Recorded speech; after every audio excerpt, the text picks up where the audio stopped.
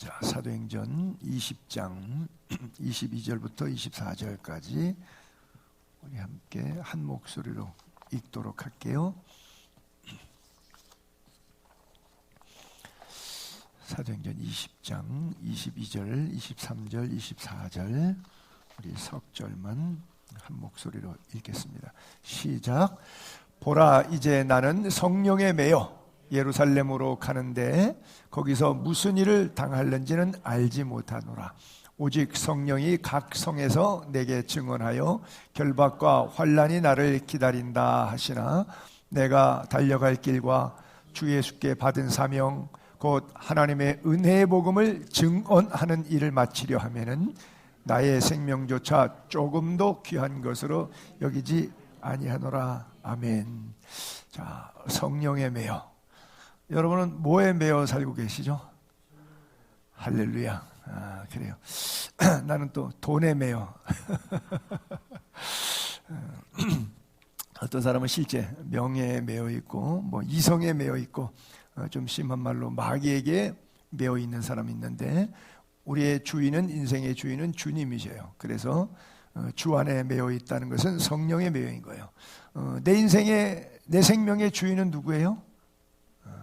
예, 그래요. 하나님, 예수님, 성령님, 그렇죠? 그래서 내 인생의 주인이 하나님이시니까 우리는 전적으로 신뢰해야 돼요. 그렇죠? 옛날에 노예 시대는 상전을 신뢰하지 않는 방법, 길은 없어요.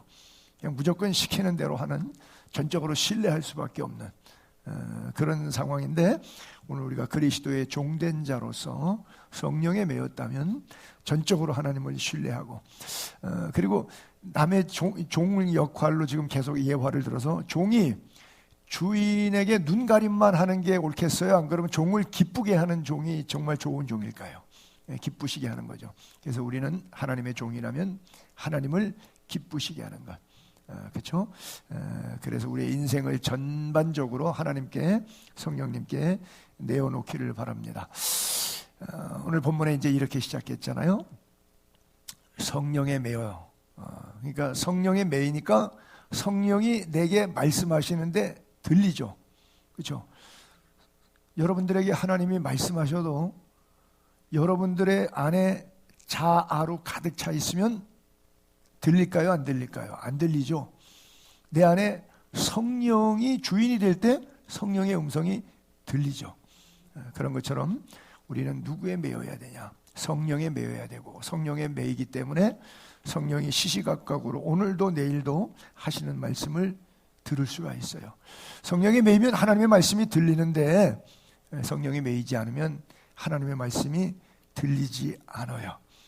그래서 우리에게 주어진 하나님의 귀한 선물, 제일 귀중한 선물이 자유의지인데, 자유의지를 성령에 매여 있으면 하나님의 음성이 들리고 성경이 요구한 삶을 따라서 되죠.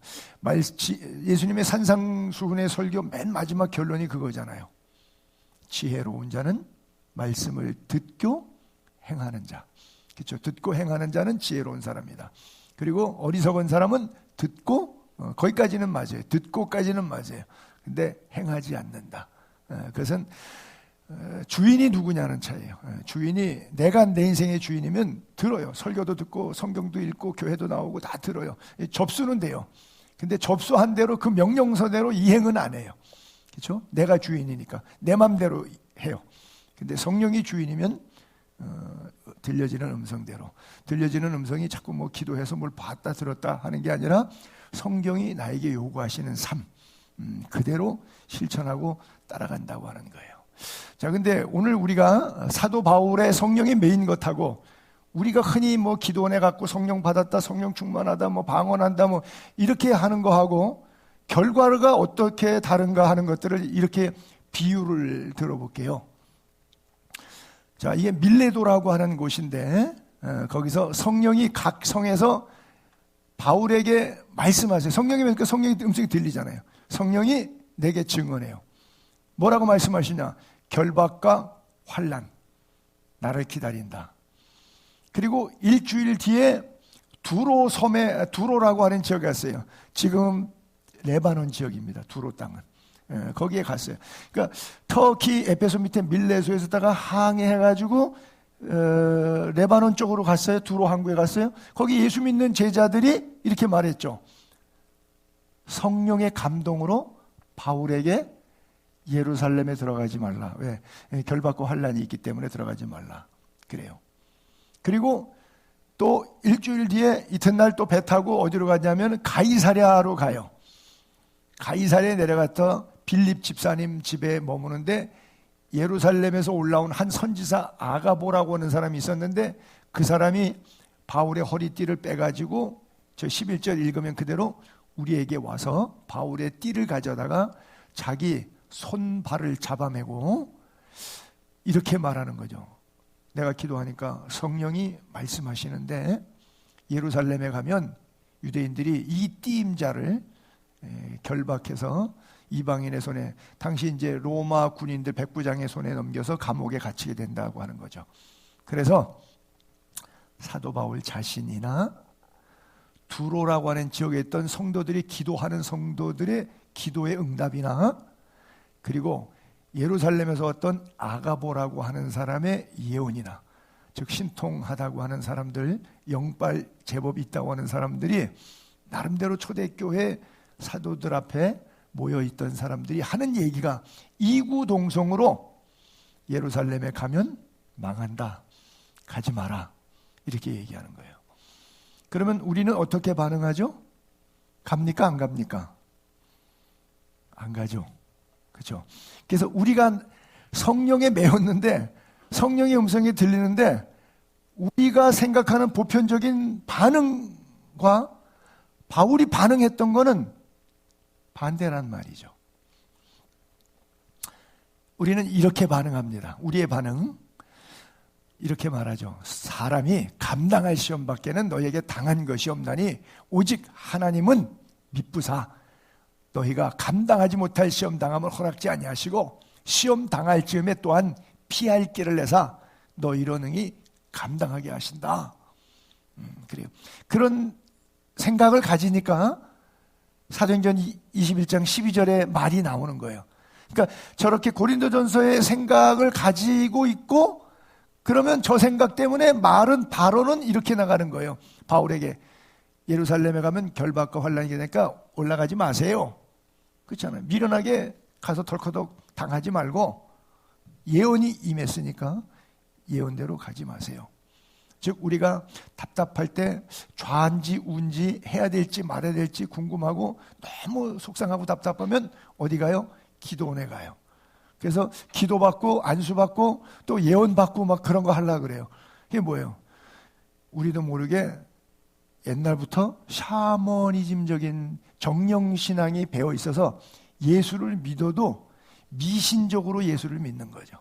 그래서 예언을 마치 내 앞에 되어질 일을 미리 알아서 그 당할 어려움이라면 잘 피해가도록 예수를 믿으면서도 그렇게 생각을 한다는 거죠. 아니요, 그거 아무 필요 없어요. 근본적으로 복음과 함께 고난을 받으라고 했기 때문에 살아가면서 당하는 자기 십자가가 각자 다 다르기 때문에 그 어떤 십자가가 와도 자기를 부인하고 자기 십자가를 지고 기쁨으로 따르다 보면 그 십자가는 점점점 가벼워지는 거예요. 우리가 철로역정 가서 봤을 때 것처럼 때가 차니까 결국 복음 앞에서 십자가는 그냥 벼랑으로 내 짐은 무너지는 거예요. 십자가 앞에 서니까. 그렇죠? 수고하고 무거운 짐은 주님한테 가면 주님이 짊어지시는 거예요. 내 인생의 모든 문제를, 왜? 그분이 내 생명의 주인이시니까 자동 해결되는 거예요. 근데 내가 계속 끙끙 매고 있는 거죠. 쉽게 말해서 교회 와서 말씀 듣고 이제는 주님께 맡기자. 그리고 엘리베이터 타고 내려가는 동안에 다시 그 짐을 니꾸사꾸 걸머지는 거죠. 내 짐은 내가 해결해야지 뭐. 그리고 주님께 맡겼던 거 주님한테 다시 뺏어갖고 내가 걸머지는 것이죠. 그래서 바울에게는 예루살렘으로 올라가지 말라, 이게 우리의 보편적인 반응인데, 그럼 정작 바울은 어떻게 했느냐?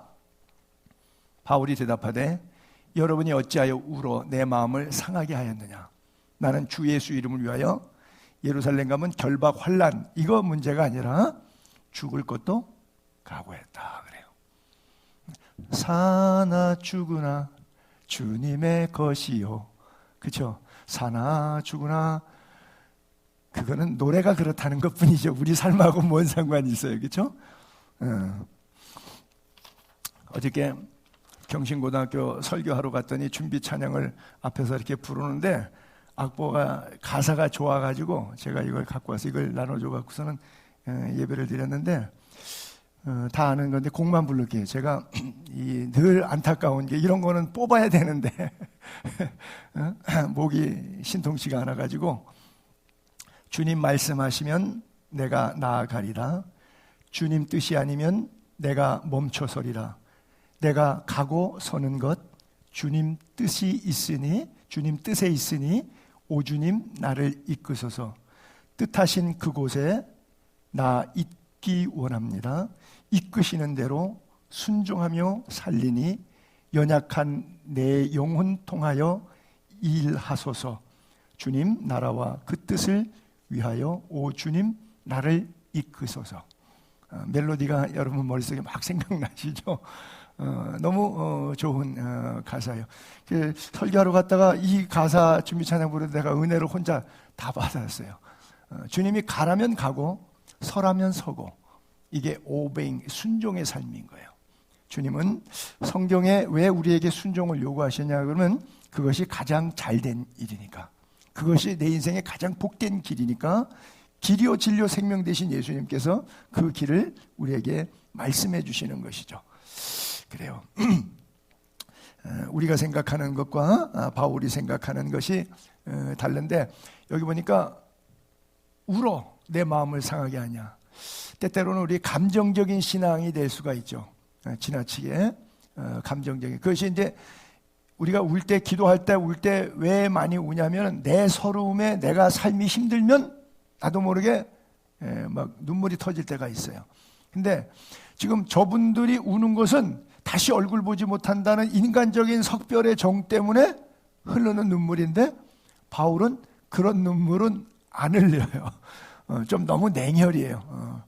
저하고 바울하고 좀 비슷한 것 같아요. 너무 냉혈이에요. 그런 눈물을 먹지 말라. 어떤 눈물? 뜨거운 눈물인데 은혜의 눈물, 사명의 눈물, 그렇죠? 치졸한 눈물, 유치한 눈물, 빵 한 조각 때문에 흘리는 눈물, 이런 게 아니라 너희가 왜 울어? 내 마음을 상하게 하느냐. 그럼 바울의 눈물의 모습들은 보게 되면 안 넘어가면 한번 그냥 넘겨주세요. 배터리가 거의 다 돼서 다음 장면 한번 넘겨볼게요. 네, 잘 안 돼요. 우리 서권사님 쪽을 향해서 이렇게 쏘는데, 예. 바울이 목회하면서 3년 동안 두란노에서 사역할 때 모든 겸손과 눈물이며 유대인의 간계로 말미암아 당한 시험을 참고 주를 섬긴 것. 어떤 눈물이냐? 주님을 향한 눈물이에요. 그렇죠? 영혼 구원을 향한 눈물이에요. 유대인들이 간계를 부려도 저들의 영혼에 대한 불쌍한 눈물, 바울이 흘린 눈물은 색다른 눈물이죠. 그래서 31절에도 같은 장 31절인데 3년 동안 목회하면서 밤에도 울고 낮에도 울고 밤낮 눈물로 설교한 거예요. 각 사람을 훈계하던 것을 기록. 이렇게 예수 믿어야 됩니다. 이렇게 예수 믿으세요. 라고 밤낮 3년 동안 눈물로 훈계하던 것을 기억하라 그래요. 그래서 우리가 생각하는 눈물이 아니라 정말 바울은 뜨거운 눈물, 영혼을 사랑하는 눈물. 찬송가 549장에도 2절 이런 거 있죠. 내 주여 뜻대로 행하시옵소서. 큰 근심 중에도 낙심케 마소서. 그리고 주님도 때로는 울기도 하셨네. 날 주관하셔서 뜻대로 하소서. 내 주여 뜻대로 행하시옵소서. 내 모든 일들을 다 주께 맡기고 저천성 향하여 고요히 가리니 살든지 죽든지 뜻대로 하소서. 그렇죠? 바로 하나님의 사명의 부르심이라고 하면 그 거룩한 눈물에는 반응하지만, 내가 1년 더 살고 덜 살고 내 호주머니에 10원 더 들어오고 덜 들어오고 이런 것 때문에 치졸한 눈물 같은 거는 흘리지 않겠다. 이게 바울의 각오죠. 그래서 어떠한 형편에든지 나는 뭘 배웠다고요? 스스로 만족하는 은혜. 여러분 이거 쉬운 단어인데 삶으로 적용할 때 굉장히 어려워요. 많은 사람들이 자기 삶에 불만이 많아. 그렇잖아요. 특별히 젊은 세대들.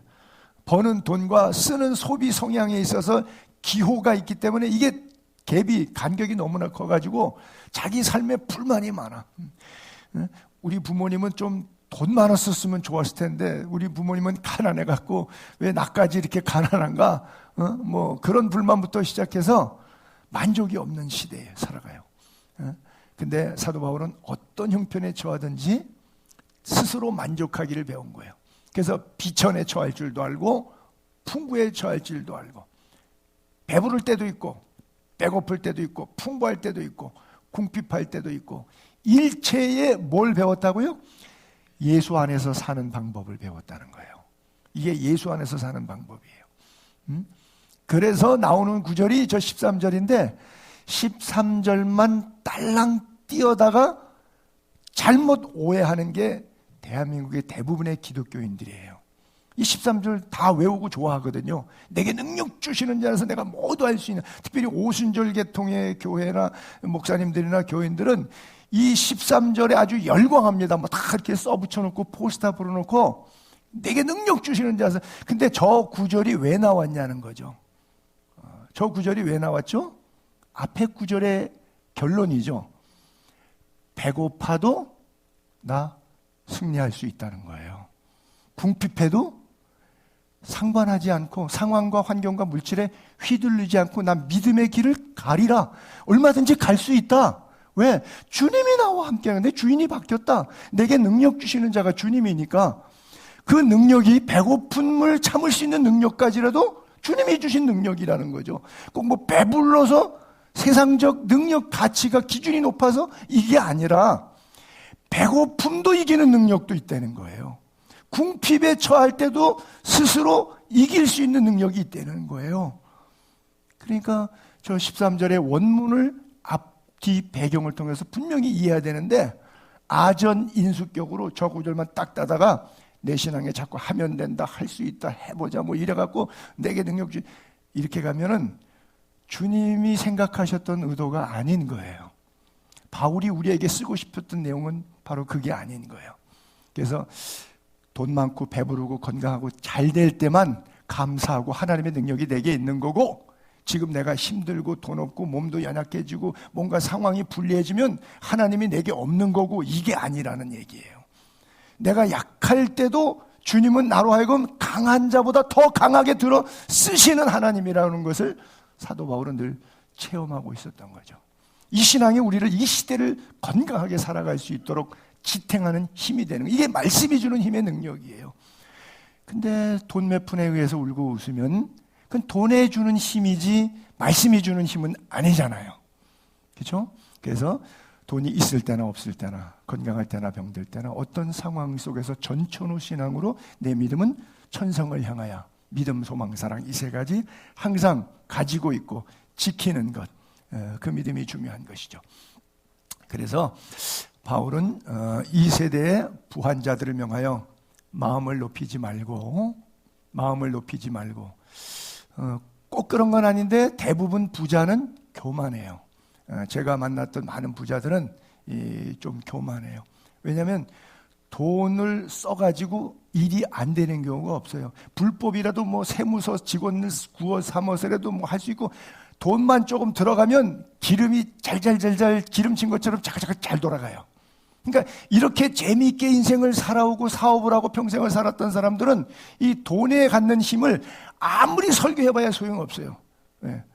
영적으로는 그 체험을 해본 적은 없는데 자기가 가진 호주머니 돈 갖고는 체험하는 게 너무나 많잖아. 그러니까 이 설교가 힘이 없는 거예요. 마음이 높을 수밖에 없어. 그래서 부한 자들에게 명령해라. 교만하지 말고 겸손한 마음을 높이지 말고, 또 소망을 하나님께 둬야 되는데 내 호주머니에 든다면 뱅크 어카운트에 은행 잔고에다가 내 소망이 가 있다고요. 잔고가 약해지고 자꾸 줄어들면 막 불안한 거예요. 막 이게 불안한 거예요. 돈 떨어질 때 되면 우리 딸내미가 그러더라고요. 알바해갖고 그래도 한 몇천 불씩 은행에 있을 때는 괜찮은데 자꾸 이렇게 줄어드니까 심리적으로 힘들다고.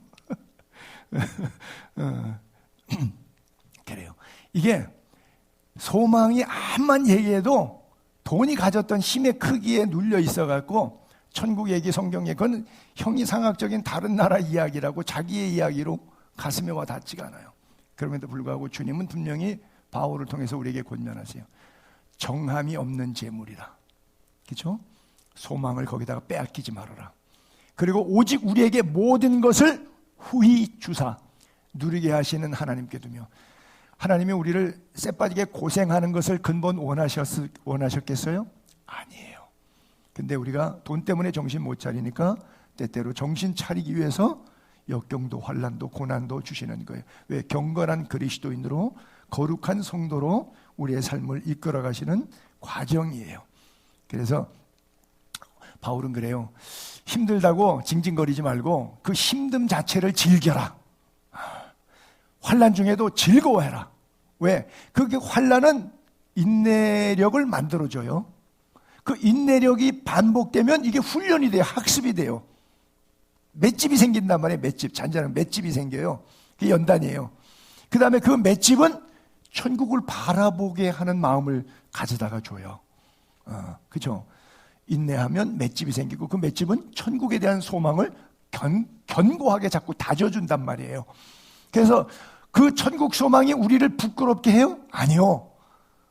예수 평생 잘 믿었더니 천국과 지옥 없더라. 목사가 헌금 걷어갖고 월급 받아먹고 살려고 사기친 거였더라. 종교 장사꾼들의 이야기야. 그럴 수 있죠. 천국과 지옥이 없으면. 그렇죠? 근데 그 우리가 바라는 천국의 소망이 우리를 실망시키고 우리를 부끄럽게 만드냐고요? 아니죠. 우리를 부끄럽게 하지 아니하면 우리에게 주신 성령으로 말미암아 하나님의 사랑이, 십자가의 사랑이 우리 마음에 부은 바 완벽한 구원을 이루어내신 거예요.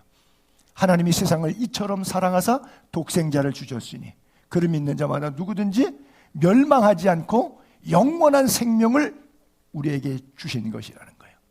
그래서 우리가 아직 죄악 가운데 노출되어 있을 때, 아직 연약할 때, 여전히 죄짓고 타락하고 살아갈 때, 그때 찾아오신 거예요. 사랑을 베푸신 거예요.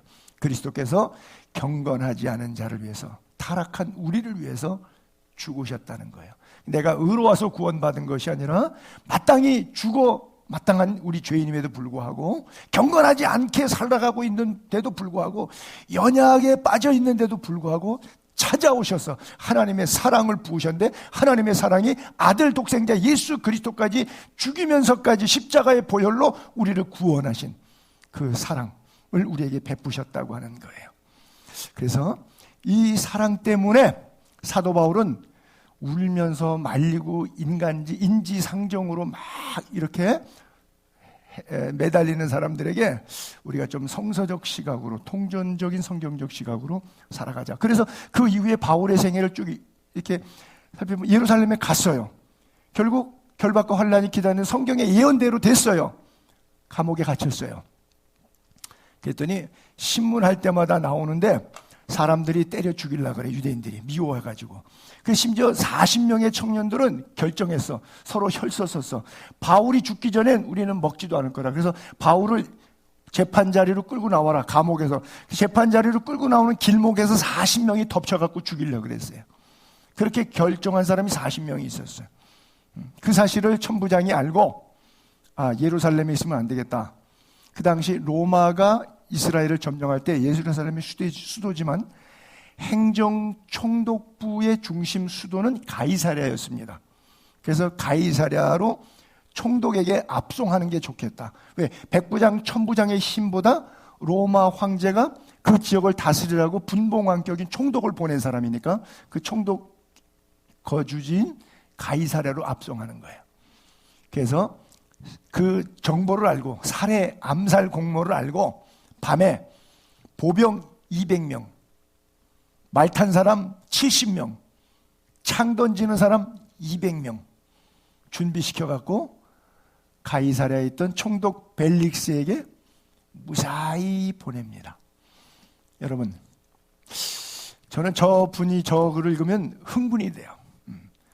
야, 바울 한 사람을 위해서 그냥 양쪽에 로마 군인들, 로마 영화 같은 거 보잖아요. 그냥 창병 들고 로마 군인들 그 몇 명이 한 10명 이렇게 쭉 죄인 이렇게 데리고 가는데, 저 그림을 한번 상상해 보세요. 얼마나 멋있어요.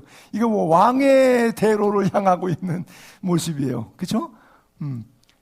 딱 붙잡아서 470명의 에스코트. 요즘에 대통령 지나가도 경호 470명이 안 동원될 거야 아마. 근데 470명의 경호원을 하나님이 대동해 주신 거예요.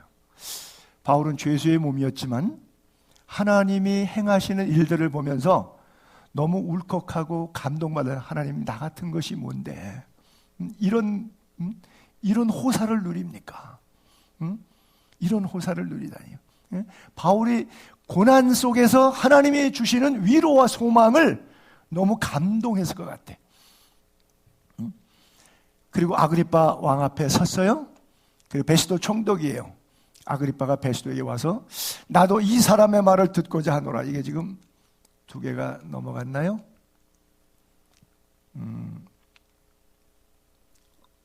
오케이. 자, 아그리빠 왕하고 베스도 총독에게 갔어요. 근데 아그리빠 왕이 뭐라 그래요? 야, 나도 이 사람 말 좀 들어보자.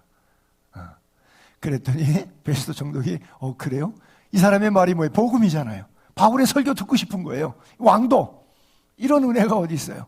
이튿날 아그리빠 왕이 자기 부인 버니게하고 왕복 입고 왕비 부인 옷 다 입고 폼 잡는다고, 그리고 탁 와서 거기에 천부장, 귀족들, 높은 사람들, 접견 장소에 다 왔어요. 그리고 베스도 총독이 명령해서 바울을 내보내라 그랬어요. 그래서 바울이 이야기합니다. 내가 하나님의 도우심을 받아서 오늘까지 서서 높은 사람, 낮은 사람, 모든 사람들에게 이 복음을 증거했습니다. 이것은 선지자들과 모세가 반드시 되리라고 구약에 약속하신 내용들입니다. 그 내용은 곧 그리스도가 십자가 고난을 통해서 죽을 것, 그 다음에 다시 부활해 살아나셔서 이스라엘 우리 민족뿐 아니라 전 세상의 이방인의 빛으로 이 땅에 오신 것, 요한복음의 말씀처럼 예수님이 빛 가운데 우리 오신 것처럼 이것을 전하고 있는 겁니다 라고 얘기하고 있어요. 이건 지금 왕이나 총독 앞에서 재판 범죄 내용 심리하는 게 아니라 설교하고 있는 거예요. 누가 이 아그리빠 왕이나 베스도 총독 같은 사람 면접하기도 쉽지 않은데 그 사람 앞에 가서 설교하게 하는 거예요. 하나님이 하시는 거 아니에요. 그러니까 인간적인 정으로 예루살렘 가면 결박과 환란이 있다고 가지 말라고 인간의 삶에 연연했던 사람들의 생각과, 사도 바울은 그럼에도 불구하고 성령에 매여서 성령이 각성해서 증언하는 증언을 들으니까 어떤 삶이 내 가는 길이 맞는 삶이다. 답이 나온 거예요. 답이 나온 거예요. 죄수 호송선을 타고 결국 유라굴로 풍랑을 만나서 바다를 건너가 가게 될 때도 14일 동안 표류할 때도 그러죠. 다른 사람들 전부 다 먹지 못하고 토하고 물건 다 내다 버리고 다 살 소망이 끊어진 줄 알고 죽은 줄 알았어요. 그날 바울아, 하나님의 음성이 들리죠? 두려워하지 말라. 너가 가이사 앞에 서야 하겠고 또 하나님께서 너와 함께 항해하는 자 276명이 같은 배를 탔잖아요. 다 내게 주셨다. 그러고 나서 바울이 밤의 환상 이후에 아침에 깨서 말하는 거예요. 하나님이 나에게 뭐라고 말씀하셨냐? 두려워하지 말라. 그랬더니 바울은 또 안심하라. 똑같은 하나님이 자기에게 주신 말씀으로 같이 패러디하는 거예요. 그러면서 나는 내게 말씀하신 그대로 되리라고 하나님을 믿노라.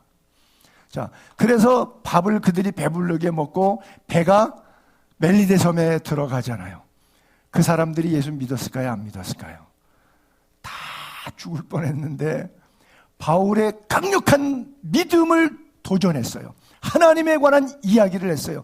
꿈에 나타났던 하나님이 오늘 당신들의 생애를 어떻게 머리털어 하나 여러분 상하지 않을 것이고 이튿날 우리가 한 섬에 걸리리라 이러고 예언했는데 그대로 됐어요. 그러니 누가 안 믿겠어요? 죽다 사는 사람 입장에서는 지푸라기도 잡을 셈인데, 그렇죠? 그래서 뭐라 했어요? 하나님이 너와 함께한 항해사들을 다 내게 주셨다 그래요. 예, 276명을 하루아침에 전도하는 게 쉬워요? 하나님이 행하시는 거예요. 인간적인 정으로 예루살렘에 안 갔고 결박 환난 두려워했으면 이런 일은 일어나지 않았어요. 하나님이 행하시는 일들이에요.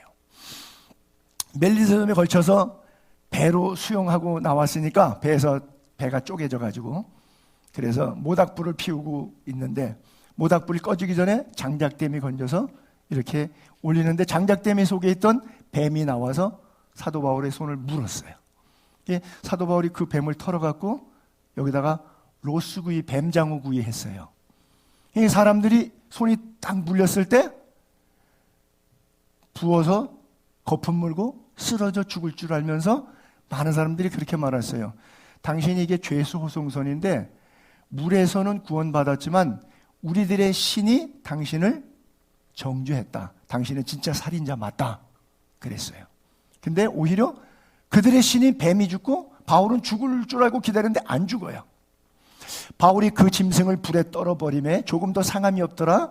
그들은 그가 붙든가 혹은 갑자기 쓰러져 죽을 줄로 알고 기다렸다가 오래 기다려도 그에게 아무 이상이 없는 걸 보고 거꾸로 180도로 생각이 바뀌었어요. 그는 실로 살인한 자라 이랬던 사람이 그는 신이라 그랬어요. 여러분, 사도 바울이 하나님 소리까지 다 들어봤어. 결박과 환난을 피하지 않고 갔더니 그 영광 속에 하나님이 내 생애를 많은 사람들이 볼 때 하나님 보듯이 보았단 말이에요. 이런 영광스러운 일이 어디에 있어요? 우리의 생각과 하나님의 생각은, 우리의 길과 하나님의 길은 달라도 너무 이렇게 다른 거예요. 그리고 그 섬 가운데 보블리오라고 하는 사람이 추장이죠. 가장 높은 사람, 섬 대통령 보블리오. 보블리오의 아버지가 열병 이질 설사에 걸려갖고 다 죽어가는 거예요. 근데 사도 바울이 들어가서 안수기도 해요. 그랬더니 병 나았어요. 그게 섬에 소문이 났어요. 그 다른 병사들 다 나도 고쳐주세요, 나도 기도해 주세요 왔어요. 그 기도했더니 다 나았어요. 여러분, 이쯤 되면 그 섬의 인구가 당시에 몇 명이나 되는지 모르겠지만 조그마한 섬이에요. 멜리데 섬이라고. 섬 사람 다 예수 믿었게요, 안 믿었게요? 보블리오 대통령이 믿었을 거고 대통령 아버지가 나왔으니까 그 부인이나 자식들 다 믿었어요, 안 믿었어요? 당연히 믿죠. 그러면 나머지 일반 평민들은 당연히 믿는 거죠. 언제 이런 설교를 하다 보면 저는 이제 갔던 기억이 있어서 거기 그림들이 다 있잖아요. 예를 들어서 멜리데 섬에 가면 바울 기념교가 있는데 이렇게 실버 관으로 이렇게 싸졌는데 여기가 이렇게 뼈가 이렇게 보여요. 그리고 은으로 싸놨어요. 저는 개인적으로 안 믿지만 그게 뭐냐면 바울의 손이라는 거예요. 뭐 뱀에 물렸던 손 거기 있다는 거예요. 그래서 재미있게 유적지에 그렇게 만들어놨어요. 인도에 가면 도마 손가락도 있거든요. 예수님 옆구리에 손 넣어봤다고 해가지고 이건 죽어도 안 썩었다 그래갖고 거기다 손가락 모양 있고, 세계 나라 돌아다니다 보면 그런 것들이 있는데 저는 개인적으로 믿지는 않아요. 그냥 재미있다. 성경에 있는 이야기를 이렇게 패러디했구나 이렇게 생각하는데 어쨌든 가니까 이런 게 있더라고요. 실버에 관에 싸가지고 그 섬 사람들이 다 예수 믿어요. 가보니까 섬이 온통 다 크리스찬 분위기예요. 골목마다 교회 있고요. 다 예수 믿는 사람들이 있어요. 결국 사도 바울 한 사람의 당한 고난이 아니에요. 복음의 길인 거예요. 하나님의 가장 영광스러운 길들이었던 거죠. 그래서 뭐라 그래요? 형제들아, 내가 당한 일이, 저 빌립보서는 로마의 감옥에서 쓴 옥중서신이에요. 내가 당한 일이라는 것은 감방에 매어 있는 걸 당한 일이라 그래요. 형제들아, 내가 당한 일이 도리어 당신들은 예루살렘에 가지 말라 울면서 말리고 왜 고난을 굳이 자처하세요? 왜 그렇게 힘든 길을 가려고 하세요? 이렇게 말렸지만 하나님은 그게 아니다. 내가 당한 일이 오히려 나한테 개인적으로는 잘 안 됐을는지 몰라. 근데 그것 때문에 믿음이 강화되고 예수 믿는 사람들이 더 많아졌다 그러면 복음의 진전이 됐다는 거예요. 복음의 진전이 됐다. 너희가 알기를 원한다. 이거 똑바로 알았으면 좋겠다. 그러므로 나의 매임이 그리스도 안에서 온 시위대 안과 그 밖에 모든 사람에게 나타나신 형제 중 다수가 나의 매임으로 말미암아 주 안에서 신뢰함으로 겁없이 하나님의 말씀을 더욱 담대히 전하게 되었느니라. 바울이 감옥에 갇히니까 야, 저렇게 훌륭하신 바울도 감옥에 갇혔는데 나 같은 건 뭐 아무것도 아니지. 나 복음 전하다가 감옥에 들라면 들라 그래. 바울도 가 있는데 뭐 나 같은 게 뭐. 그러니까 더 바울의 매임으로 말미암아 주 안에서 신뢰함으로 겁없이 하나님의 말씀을 더욱 담대히 누가 형제 중 다수가 다른 사람들에게 미쳐진 복음의 선한 영향력. 그런데 결론적으로 마지막에 보게 되면 빌립보서 마지막 부분에 이런 구절이 나오잖아요. 모든 성도들이 너희에게 문안하되 특히 가이사의 집 사람 중 몇이니라.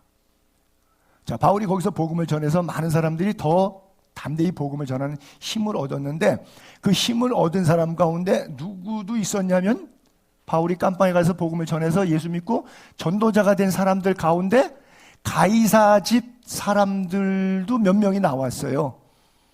가이사가 누구죠? 가이사의 것은 가이사의 것에게, 하나님의 것은 하나님에게. 왕이죠. 시저죠. 당시 로마 황제의 집안의 귀족 식구들이에요. 정확히 누군지 모르겠어요. 왕의 동생인지 왕의 동생의 자식들인 조카들인지 뭐 사돈의 팔촌인지 누군지는 모르겠는데 어쨌든 왕족 집안 사람이에요. 왕족 집안이에요. 어마어마한 일반 귀족과는 다른 가이사 집 사람 중에서도 예수 믿고 바울 선생님이 감옥 갔다 하면 나 같은 건 감옥 10번 가더라도 내가 복음을 위해 살리라 했던 사람들. 그래서 저는 빌립보를 얘기할 때마다 저 사건을 뭐로 얘기하냐면 기독교를 박해하던 로마가 기독교를 국교로 바꿉니다. 그렇죠? 이게 말이 안 되는 일이 벌어졌어요. 근데 누가 바꿨느냐?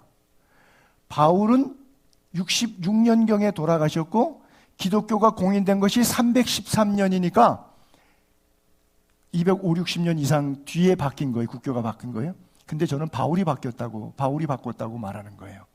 아니, 바울 죽고 바울은 66년, 67년에 죽었는데 기독교 교회는 313년인데 세월이 그렇게 많은데 250, 60년 뒤인데 국교가 된 건데 어떻게 바울이 바꿨냐? 바울은 못 바꿨지. 못 바꾸고 죽었지. 라고 말하지만 저는 아니요. 바울이 바꿨다고 말하는 거예요. 왜? 하루아침에 기독교가 된 게 아니라 서서히 로마 제국이 기독교로 스며들기 시작했는데 첫 단추를 놓은 게 바로 저런 거예요. 매임으로. 그렇죠? 매임으로, 결박과 환란으로 로마가 기독교를 국교로 인정했어요. 여러분들의 주어지는 삶의 현장 가운데 여러분 마음에 들지 않는 어떤 일들이 있을 수 있어요. 그러나 기도하면 성령께서 이 문제를 내 방법으로 풀지 말고 하나님의 방법으로 풀어가기를 원하시는 부분들이 있어요.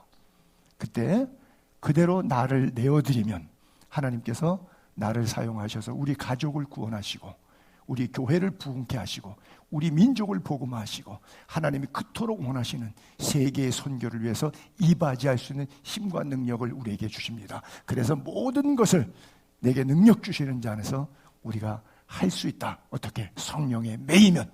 그래서 성령에 완전히 매이는 우리 모두 될 수 있기를 주님의 이름으로 축복합니다.